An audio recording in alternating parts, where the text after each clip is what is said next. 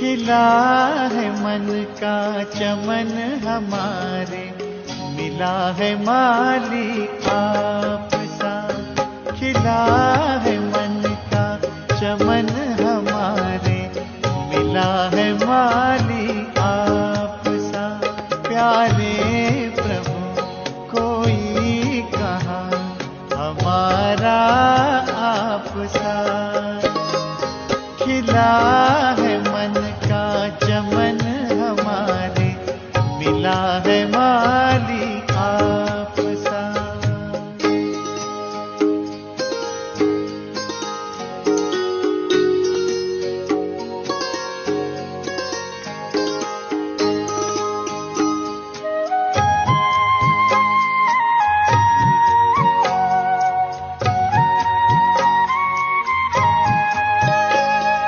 ज्ञान का है बीज बोया, त्याग की कल में लगाई।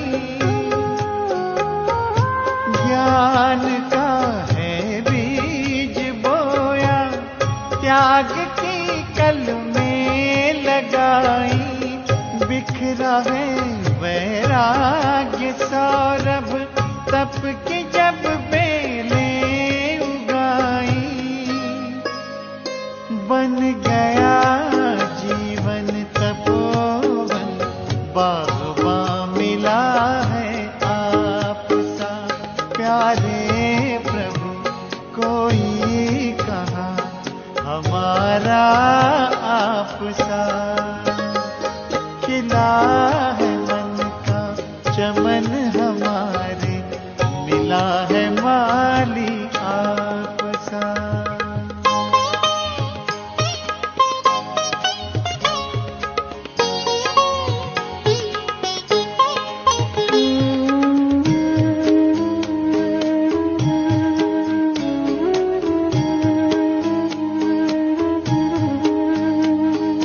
पलकों में पलते हैं पाए, प्यार हर संबंध का।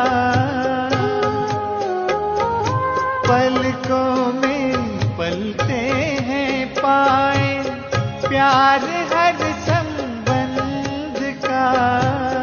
प्रभु मिलन में है मिला सौभाग्य परमानंद का। गुल गुलजार हो पाके सहारा आपका। प्यारे प्रभु कोई कहाँ हमारा आप सा।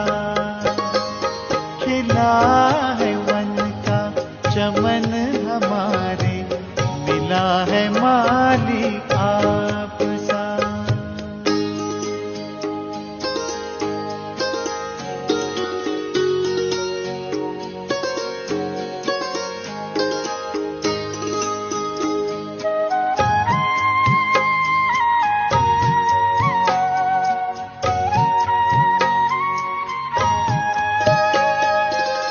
कर्म में आई कुशलता, आत्म अनुशासन हुआ। कर्म में आई कुशलता, आत्म अनुशासन हुआ।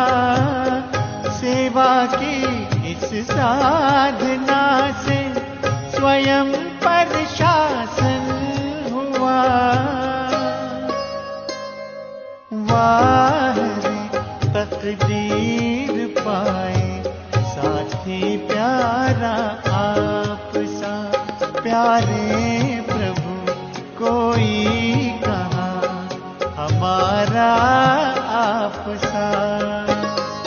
खिला है मन का चमन हमारे, मिला है माली आप सा। खिला है मन का चमन हमारे, मिला है माली आप सा। प्यारे प्रभु कोई कहाँ हमारा आप सा। खिला है मन का चमन हमारे, मिला है माली आप सा। खिला है मन का चमन हमारे, मिला है माली आप सा। खिला है मन का चमन हमारे। ओम शांति। ब्राह्मण जीवन परमात्मा प्रदत्त विशेष जीवन है, हीरे तुल्य जीवन है। दुनिया में भी लोग अपने जीवन की वैल्यू को समझते हैं और उसे समझते हुए फिर कई बारी दुनियावी रीति लाइफ इंश्योरेंस पॉलिसीज़ लेते हैं और उसके लिए कहते हैं कि जीवन के साथ भी है और जीवन के बाद भी है। परंतु वास्तविकता में हमारा लाइफ इंश्योरेंस एक जन्म के लिए नहीं, अपितु 21 जन्मों के लिए। खुद शिव बाबा जब आते हैं तब हो जाता है। और ऐसी इंश्योरेंस पॉलिसी बाबा हमें देते हैं कि हम जन्म जन्मांतर के लिए अमर बन जाते हैं। आत्मा को मृत्यु का भय भी नहीं रहता, कुछ होने का भय भी नहीं रहता, कोई दुख नहीं रहता, कोई दर्द नहीं रहता। काया भी निरोगी हो जाती है, आत्मा सर्व प्राप्तियों से संपन्न बन जाती है। तो ऐसी इंश्योरेंस पॉलिसी बाबा लेकर आते हैं। आज की मुरली बाबा की इसी इंश्योरेंस पर है। ध्यान से सुनेंगे बाबा के मधुर महावाक्य। आज है 15 तारीख, 15 अप्रैल 2025। बाबा के मधुर महावाक्य हैं। मीठे बच्चे, बाप तुम रूहों से रूह रिहान करते हैं, तो बिल्कुल अपने को रूह समझकर बाबा की मुरली सुनेंगे, आत्मिक स्थिति में स्थित हो जाएंगे, क्योंकि बाबा आत्माओं से ही बात कर रहे हैं। तुम आए हो बाप के पास 21 जन्मों के लिए अपनी लाइफ इंश्योर करने। तुम्हारी लाइफ ऐसी इंश्योर होती है जो तुम अमर बन जाते हो।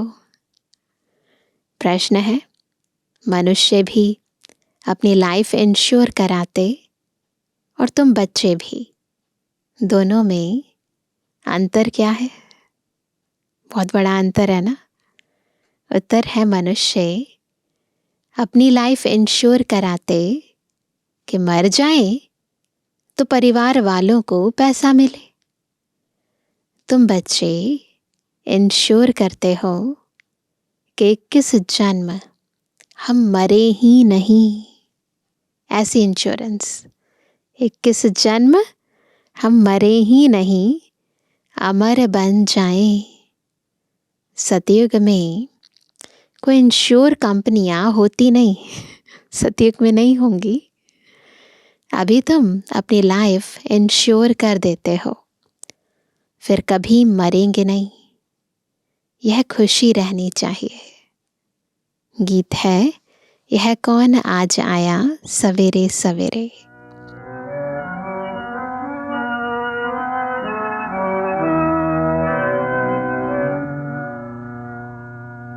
ये कौन आज आया सवेरे सवेरे,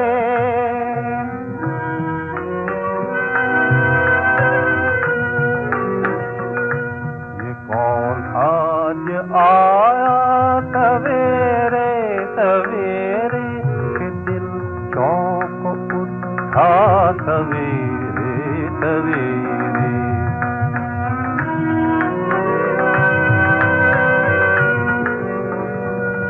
कहा रूप ने याद है चौधरी का, कहा रूप ने याद है चौधरी का, मगर चाँद कैसा सवेरे सवेरे।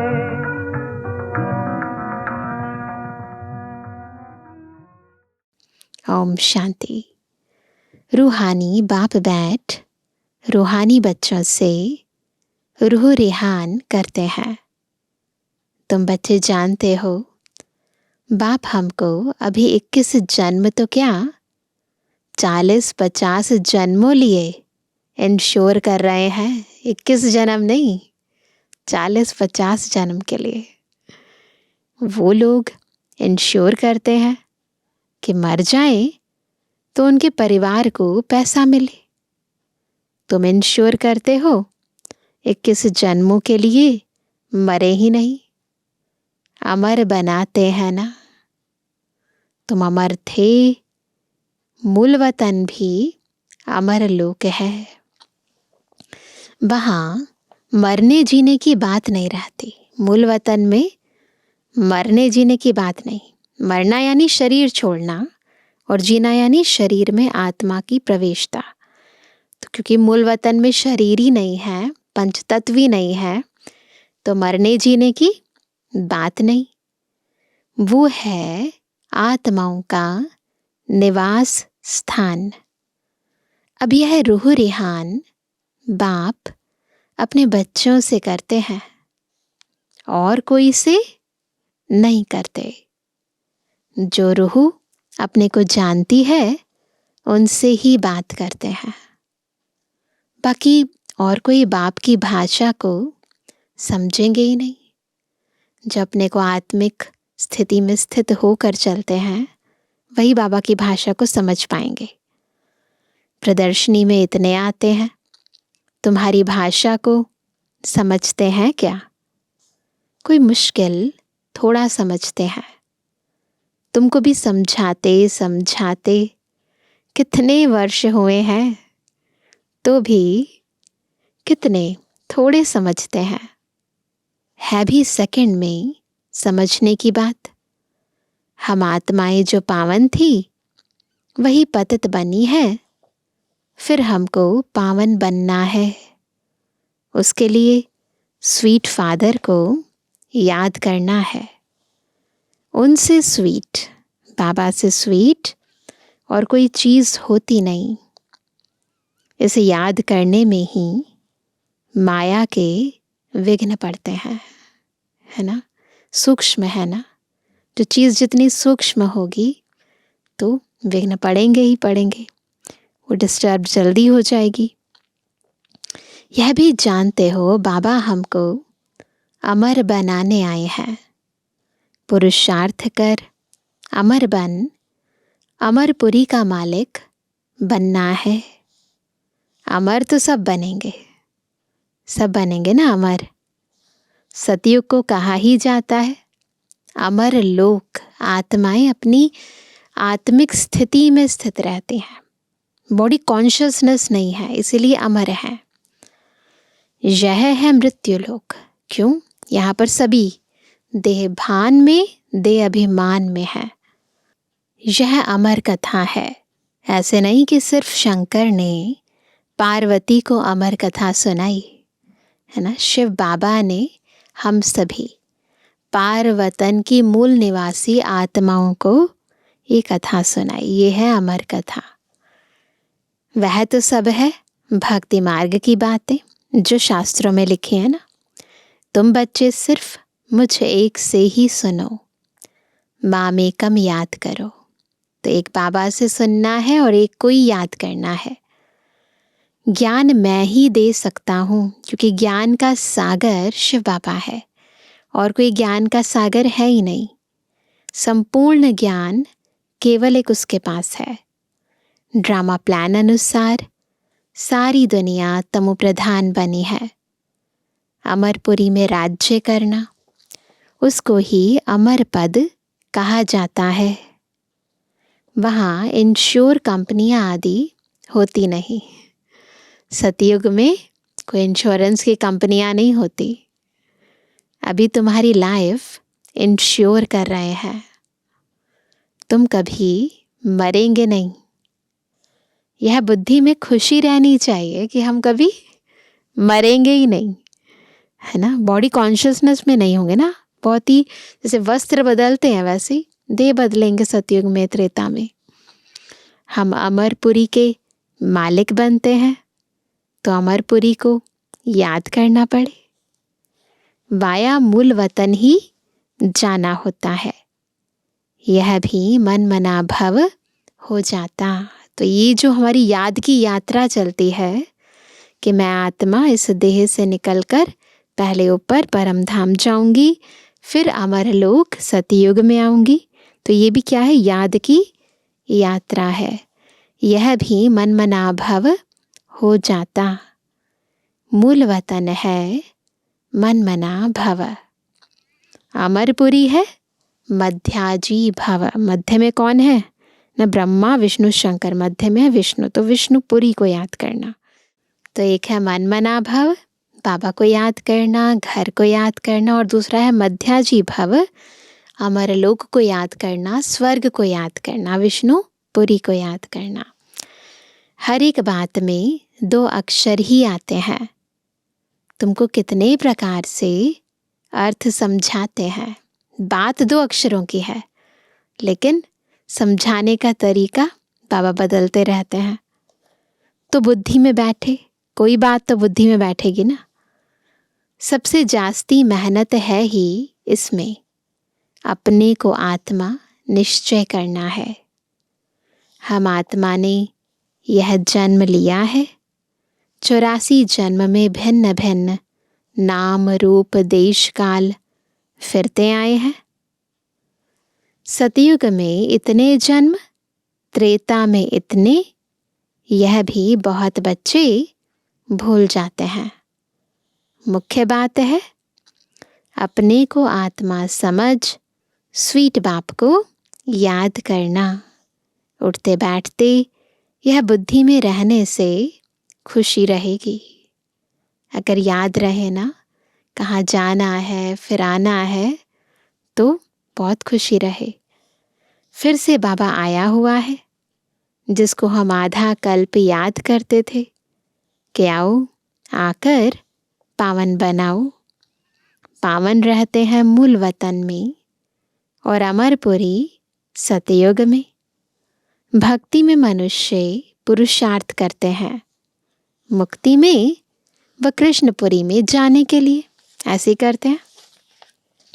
मुक्ति कहाँ अथवा निर्वाण धाम कहो, मुक्ति कहो या निर्वाण धाम कहो, बात तो एक ही है ना। मुक्ति धाम कहते हैं, निर्वाण धाम कहते हैं, अमर लोक कहते हैं, है ना, ब्रह्म लोक कहते हैं। तो नाम अलग अलग हैं ना, लेकिन भाव तो वही है ना। तो मुक्ति कहो अथवा निर्वाण धाम कहो, वानप्रस्थ अक्षर करेक्ट है, वाणी से परे धाम। वानप्रस्थी तो शहर में ही रहते हैं, सन्यासी लोग तो घर बार छोड़ जंगल में जाते हैं। जो दुनिया में बुजुर्ग हो जाते हैं वो तो शहर में ही रहते हैं ना, कोई छोड़कर नहीं जाते, कोई जंगल में नहीं जाते।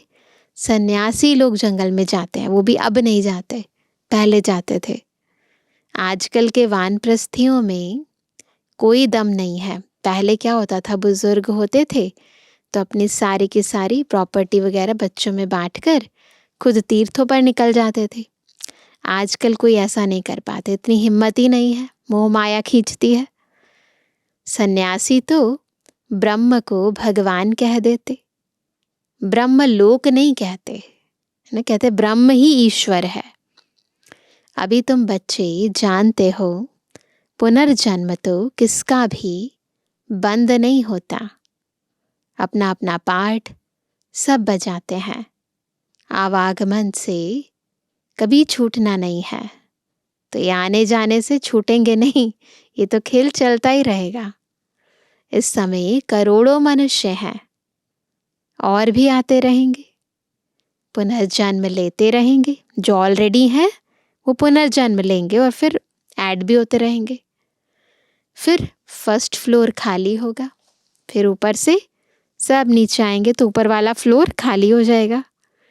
मूल वतन है फर्स्ट फ्लोर, सूक्ष्म वतन है सेकंड फ्लोर, और ये है थर्ड फ्लोर, अथवा इनको ग्राउंड फ्लोर कहो, है ना।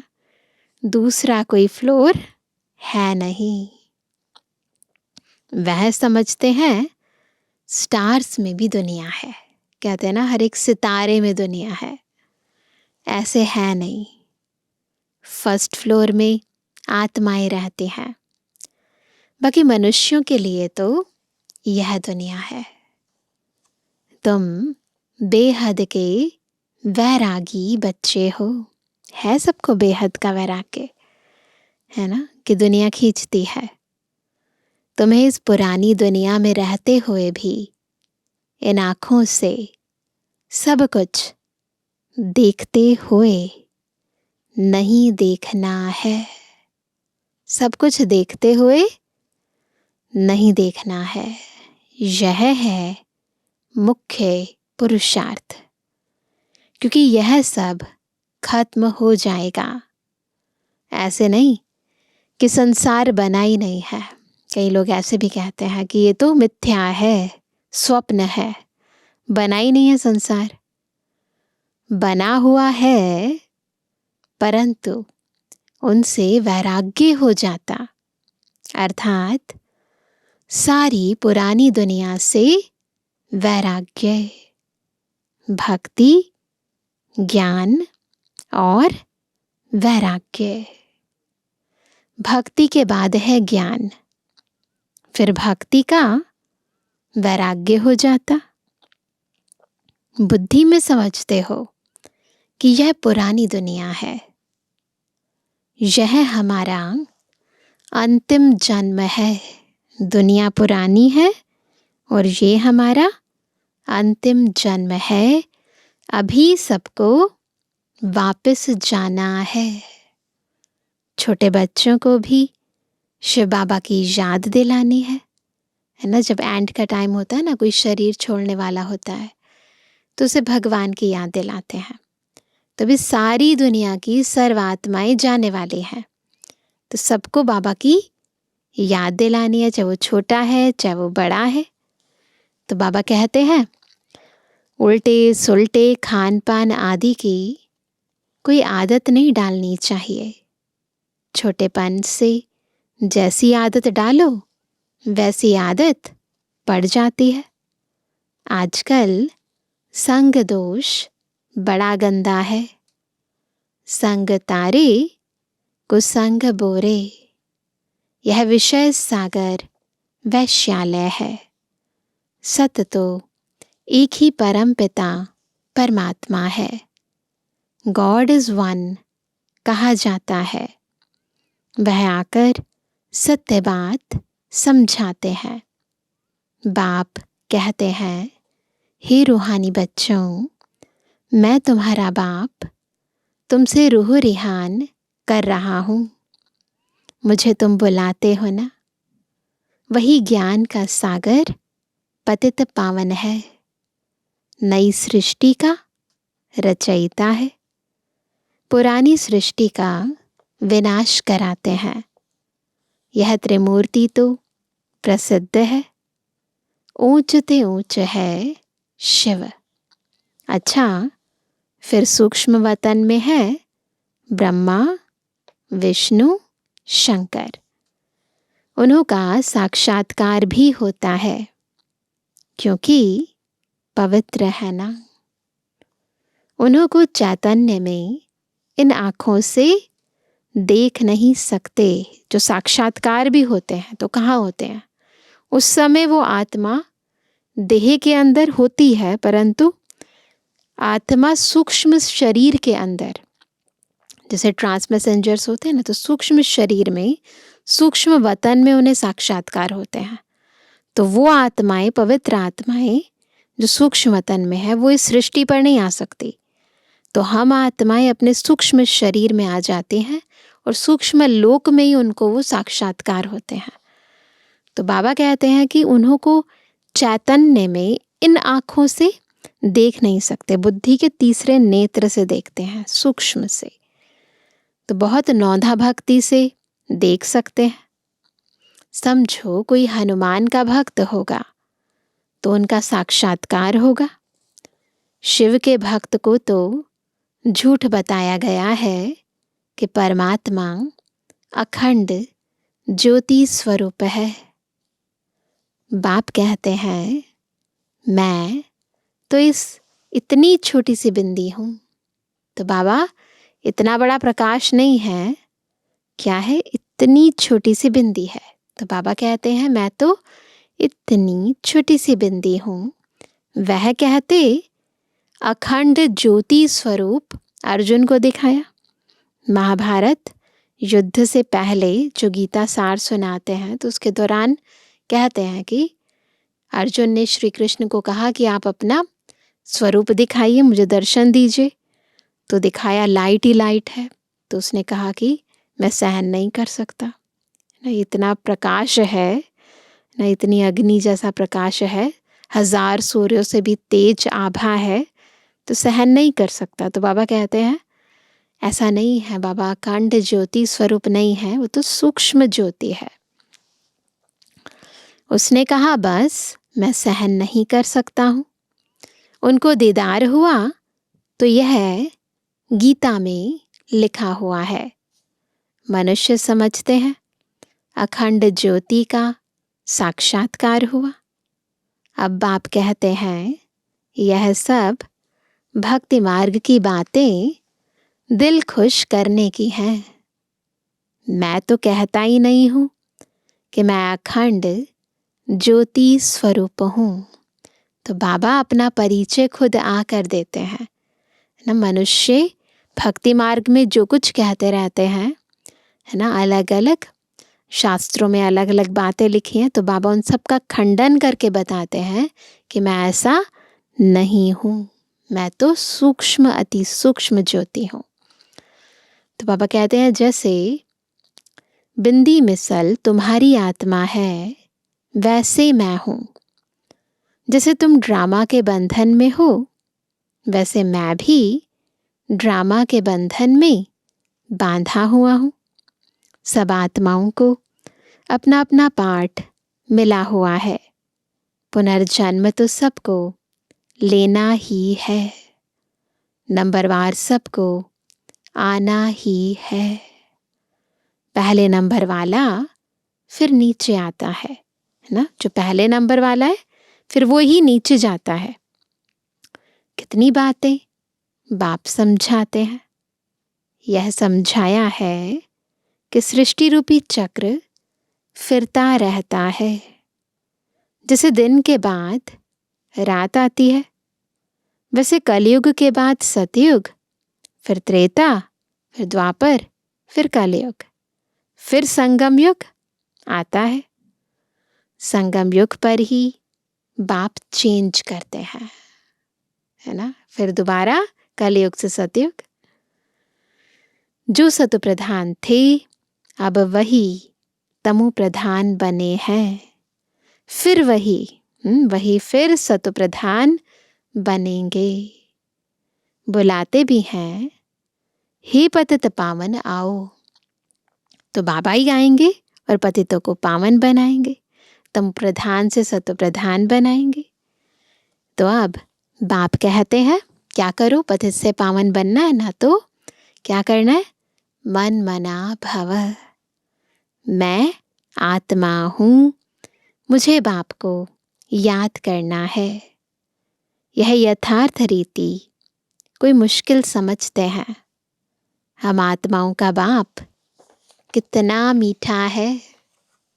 आत्मा ही मीठी है ना। शरीर तो खत्म हो जाता है, तो जो स्वीटनेस है या कड़वाहट आई है वो आत्मा में आई है। तो बाबा कहते शरीर तो खत्म हो जाता है ना, फिर उनकी आत्मा को बुलाते हैं। प्यार तो आत्मा से ही होता है ना। संस्कार आत्मा में रहते हैं। आत्मा ही पढ़ती सुनती है। देह तो खत्म हो जाती है। मैं आत्मा अमर हूँ, फिर तुम मेरे लिए रोते क्यों हो। यह तो देह अभिमान है ना। तुम्हारा देह में प्यार है, होना चाहिए आत्मा में प्यार। अविनाशी चीज में प्यार होना चाहिए। फिर धोखा मिलता है, दिल दुखता है तो परेशान होते रहते हैं, है ना। तो बाबा कहते कि प्यार ही उससे करो जो सदा है, उससे प्यार ही नहीं करो जो क्षणभंगुर है। तो विनाशी चीज में प्यार होने से ही लड़ते झगड़ते हैं। सतयुग में है देही अभिमानी, इसलिए खुशी से एक शरीर छोड़ दूसरा लेते हैं। रोना पीटना कुछ भी नहीं होता, सतयुग में रोना पीटना नहीं होता। तुम बच्चों को अपनी आत्म अभिमानी अवस्था बनाने के लिए, कौन सी अवस्था बनानी है? आत्म अभिमानी। पहले टोटल सोल कॉन्शियस, फिर आत्मा के भी जो स्वमान है उन स्वमानों में स्थित रहना। मैं कौन हूँ? मैं शांत स्वरूप हूँ, सुख स्वरूप हूँ, आनंद स्वरूप हूँ। तो ये है आत्म अभिमानी स्थिति। तो अवस्था ये बनाने के लिए बहुत प्रैक्टिस करनी है। मैं आत्मा हूँ, अपने भाई आत्मा को बाप का संदेश सुनाता हूँ। हमारा भाई इन ऑर्गन्स द्वारा सुनता है, इन ऑर्गन्स द्वारा सुनता है। ऐसी अवस्था जमाओ, नेचुरल हो जाए सब कुछ। बाप को याद करते रहो तो वे कर्म विनाश होते रहेंगे। खुद को भी आत्मा समझो, उनको भी आत्मा समझो, तब पक्की आदत हो जाए। यह है गुप्त मेहनत। ये ना गुप्त मेहनत है, आवाज़ की बात नहीं है, दिखाने की बात नहीं है। ये तो इंटरनली हमारी अंदर की मेहनत है। अंतर्मुख हो, इस अवस्था को पक्का करना है। जितना समय निकाल सको उतना इसमें निकालो। जितना निकाल सको मैक्सिमम टाइम लगाओ इसके अंदर, तो उतना इसमें लगाओ। 8 घंटा तो धंधा आदि भल करो, नींद भी करो, बाकी इसमें लगाओ। 8 घंटा तक पहुंचना है, तब तुमको बहुत खुशी रहेगी। अगर बहुत खुश रहना है ना, तो कम से कम 8 घंटे का चार्ट पक्का करो। पतित पावन बाप कहते हैं, मुझे याद करो तो तुम्हारे विकर्म विनाश हो। ज्ञान तुमको अभी ही संगम पर मिलता है। महिमा सारी इस संगम युग की है, जबकि बाप बैठ तुमको ज्ञान समझाते हैं। इसमें स्थूल कोई बात नहीं। यह जो तुम लिखते हो वह सब खत्म हो जाएगा। नोट भी इसलिए करते हैं तो पॉइंट्स नोट होने से याद रहेगी। कोई की बुद्धि तीखी होती है तो बुद्धि में याद रहती है। नंबरवार तो है ना। मुख्य बात बाप को याद करना है और सृष्टि चक्र को याद करना है। कोई विकर्म नहीं करना है, विकारों के वशीभूत होकर कोई काम नहीं करना है। गृहस्थ व्यवहार में भी रहना है, पवित्र जरूर बनना है। कई गंदे ख्यालात वाले बच्चे समझते हैं हमको यह फलानी बहुत अच्छी लगती है, इनसे हम गंधर्वी विवाह कर लें।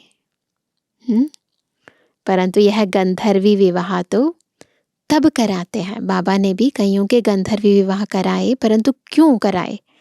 ये तब कराते हैं जबकि मित्र संबंधी आदि बहुत तंग करते हैं, तो उनको बचाने लिए।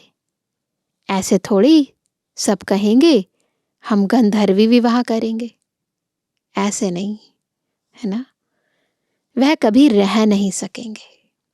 तो जो गंदी नीयत से बाबा के पास आकर गंधर्वी विवाह का प्रस्ताव रखते हैं, तो बाबा कहते हैं ऐसे ठहर नहीं सकेंगे। तो बाबा कहते हैं वो कभी रह नहीं सकेंगे, पहले दिन ही जाकर गटर में पड़ेंगे। नाम रूप में दिल लग जाती है। तो बाबा तो सबके अंदर को जानते हैं ना। यह तो बड़ी खराब बात है। गंधर्वी विवाह करना कोई मासी का घर नहीं है, इतना आसान नहीं है कि गृहस्थ व्यवहार में रहते हुए पवित्र रहे। एक दो से दिल लगी तो कह देते गंधर्वी विवाह करें। तो बाबा को सब पता है। इसमें संबंधियों को बड़ा खबरदार रहना चाहिए, है ना। समझना चाहिए यह बच्चे काम के नहीं, है ना। इनकी बुद्धि खराब हो रही है। जिससे दिल लगी है उससे हटा देना चाहिए, नहीं तो बातें करते रहेंगे। इस सभा में बड़ी खबरदारी रखनी होती है। आगे चल बड़े कायदे से सभा लगेगी। ऐसे ऐसे ख्यालात वाले को आने नहीं देंगे। जो बच्चे रूहानी सर्विस पर तत्पर रहते हैं, जो योग में रहकर सर्विस करते हैं, वही सतयुगी राजधानी स्थापन करने में मददगार बनते हैं। कौन बनते हैं? जो रूहानी सेवा पर तत्पर रहते हैं, योग में रहकर सेवा करते हैं। सर्विसेबल बच्चों को बाप का डायरेक्शन है, आराम हराम है। सुना सभी ने? आराम हराम है। जो बहुत सर्विस करते हैं वह जरूर राजा रानी बनेंगे। जो मेहनत करते हैं, आप सामान बनाते हैं, उनमें ताकत भी रहती है। स्थापना तो ड्रामा अनुसार होनी ही है। अच्छी रीति सब पॉइंट्स धारण कर फिर सर्विस में लग जाना चाहिए। तो पहले है ज्ञान, फिर योग, फिर धारणा और फिर है सेवा। तो पहले सारे ज्ञान की पॉइंट्स को धारण करना है और उसका आधार है योग, फिर सेवा में लगना है। आराम भी हराम है। तो बाबा चाहते हैं ये आलस से भी ना आए। सर्विस ही सर्विस, तब ऊंच पद पाएंगे। बादल आए, बाबा के पास मधुबन में आए और रिफ्रेश होकर गए, है ना। सर्विस पर सर्विस तो तुम्हारी बहुत निकलेगी। किस्म किस्म के चित्र निकलेंगे। अभी देखो बाबा ने सब साकार में कहा और हम प्रैक्टिकल में देख रहे हैं, सब कुछ निकला। जो मनुष्य झट समझ जाए, यह चित्र आदि भी इम्प्रूव होते जाएंगे। इसमें भी जो हमारे ब्राह्मण कुल के होंगे वह अच्छी रीति समझेंगे। समझाने वाले भी अच्छे हैं तो कुछ समझेंगे। जो अच्छी रीति धारणा करते हैं, बाप को याद करते हैं, जो धारणा करते हैं बाबा को याद करते हैं, उनके चेहरे से ही मालूम पड़ जाता है ना। बाबा हम तो आपसे पूरा वर्षा लेंगे, तो उनके अंदर खुशी के ढोल बजते रहेंगे। सर्विस का बहुत शौक होगा। रिफ्रेश हुए और यह भागे। सर्विस के लिए हर एक सेंटर से बहुत तैयार होने चाहिए। तुम्हारी सर्विस तो बहुत फैलती जाएगी, तुम्हारे साथ मिलते जाएंगे। आखिरीन एक दिन सन्यासी भी आएंगे। तो देखा ना इस बारी कितनी सेवा हुई है सन्यासियों की, महात्माओं की, प्रयागराज में भी। तो बाबा ने जो साकार में कहा अभी हम सब देख रहे हैं। अभी तो उन्हों की राजाई है, उन्हों के पैरों पर पड़ते हैं, पूजते हैं। बाप कहते हैं यह भूत पूजा है। देहधारी के पैरों में पड़ना, तो देह किससे बनी है? पंच तत्वों से, 5 भूतों से बनी है ना। बाबा कहते हैं मेरे तो पैर है नहीं, इसलिए पूजने भी नहीं देंगे। मैंने तो यह तन लोन लिया है, इसलिए इनको भाग्यशाली रथ कहा जाता है। इस समय तुम बच्चे बहुत सौभाग्यशाली हो। ब्रह्मा बाबा का रथ तो है ही भाग्यशाली रथ, परंतु हम बच्चे भी कम सौभाग्यशाली नहीं हैं, क्योंकि तुम यहाँ ईश्वरीय संतान हो। गायन भी है, आत्माएं परमात्मा अलग रहे बहुकाल। तो जो बहुत काल से अलग रहे हैं वही आते हैं, उनको ही आकर पढ़ाता हूँ। श्री कृष्ण का यह अंतिम जन्म है, इसलिए नाम भी इस एक का श्याम सुंदर पड़ा है। शिव का तो किसी को पता नहीं है कि क्या चीज है। यह बात बाप ही आकर समझाते हैं। मैं हूँ परम आत्मा, परम धाम में रहने वाला हूँ। तुम भी वहाँ के रहने वाले हो। मैं सुप्रीम पतित पावन हूँ। तुम अभी ईश्वरीय बुद्धि वाले बने हो, क्योंकि जो बाबा की बुद्धि में है, खुद भगवान की बुद्धि में, वो अब हमारे में आ गया। तो ये ज्ञान सुन सुनकर समा कर हमारी बुद्धि भी बाबा के समान बन गई। ईश्वर की बुद्धि में जो ज्ञान है वह तुमको सुना रहे हैं। सतयुग में भक्ति की बात नहीं होती, यह ज्ञान तुमको अभी मिल रहा है। अच्छा, मीठे मीठे के जवानी बच्चों पे जुबानी बाप दादा का दिल जान सको प्रेम से नंबरवार प्रसाद अंसार याद कर। रूहानी बच्चों की रूहानी बाप दादा को गुड मॉर्निंग, नमस्ते नमस्ते नमस्ते। धारणा के लिए मुख्य सार पहला, अंतर्मुखी होकर अपनी अवस्था को जमाना है, अभ्यास करना है। मैं आत्मा हूँ। अपने भाई यानी आत्मा को बाप का संदेश देता हूँ। ऐसा आत्म अभिमानी बनने की गुप्त मेहनत करनी है। दूसरा पॉइंट, रूहानी सर्विस का शौक रखना है। आप समान बनाने की मेहनत करनी है। संग का दोष बड़ा गंदा है, उससे अपने को संभालना है। उल्टे खान पान की आदत नहीं डालनी है।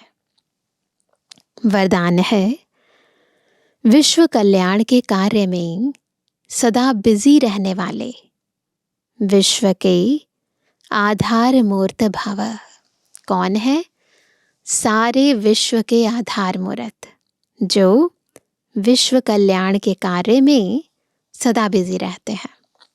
विश्व कल्याणकारी बच्चे स्वप्न में भी फ्री नहीं रह सकते।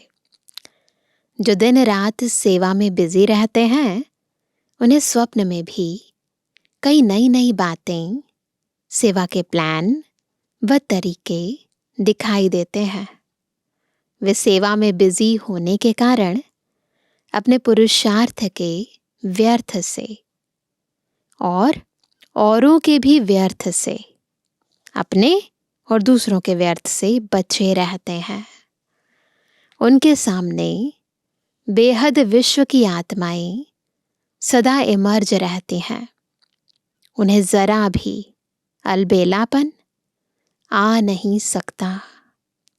ऐसे सेवाधारी बच्चों को आधार मूर्त बनने का वरदान प्राप्त हो जाता है। तो जब बेहद की सेवा में बिजी रहते हैं, विश्व की सेवा में बिजी रहते हैं, तो फिर हद की बातें अपने आप खत्म हो जाती हैं।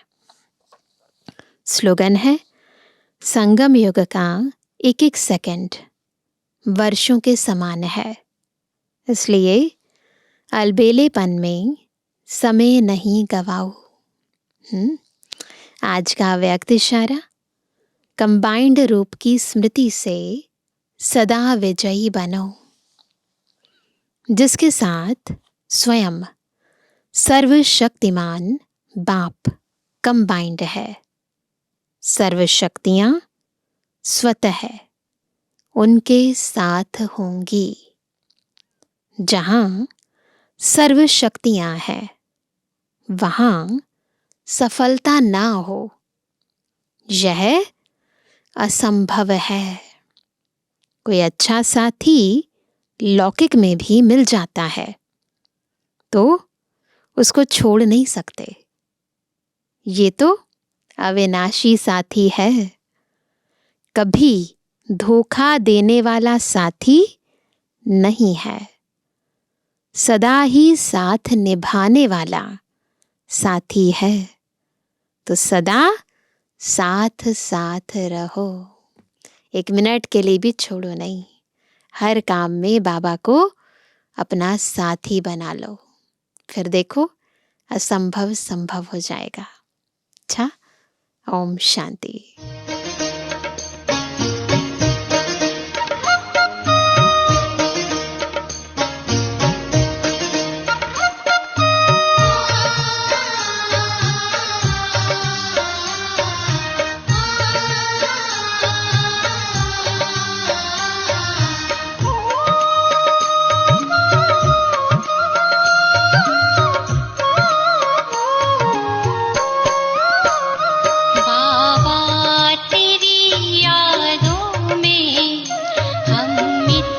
सुकून पाते